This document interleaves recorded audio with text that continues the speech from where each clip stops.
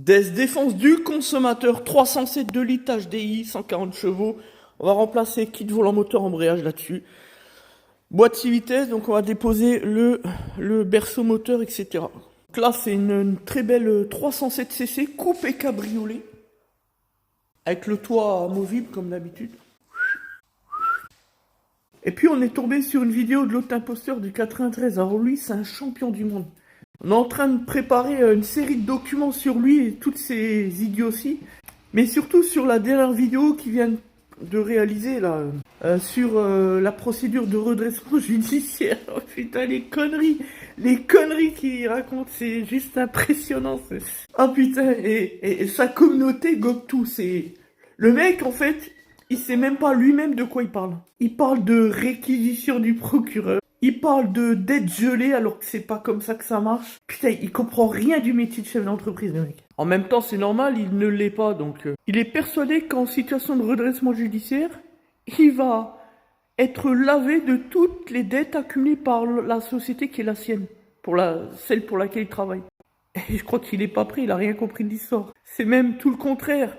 Les intérêts moratoires vont s'accumuler tout au long de la procédure, parce que la procédure de redressement judiciaire n'est pas suspensive, même s'il fait appel. Et le délai d'appel, il est extrêmement court, il ferait bien de se bouger. Et pour que l'appel il soit suffisamment constitué, il a intérêt d'avoir des éléments nouveaux ou quelque chose de suffisamment sérieux. Parce que l'appel va poursuivre dans les 4-5 mois à venir. Et si jamais il est venu en appel avec rien du tout dans le dossier, vu l'avocate du dimanche qu'il doit avoir là, ça doit être une commise d'office, genre de conneries. Il va se prendre une amende civile pouvant aller jusqu'à 3000 € pour procédure abusive, ça va être n'importe quoi en fait.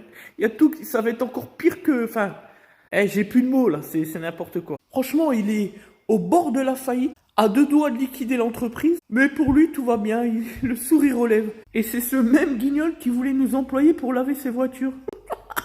Ah, j'en ai mal au ventre tellement je rigole, c'est n'importe quoi.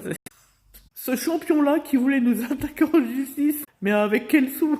Et surtout, avec quel pouvoir, quelle puissance. Rappelez-vous, selon lui, il avait tellement de messages de nous, hein, des messages d'insultes, etc., alors que c'est faux, qu'il allait nous envoyer dans les cordes. Et qu'il allait même nous employer pour laver ses véhicules. Rigolo. Franchement, je lui souhaite jamais qu'il a affaire à nous en justice. Jamais, même pas une fois. Allez, bref, on continue.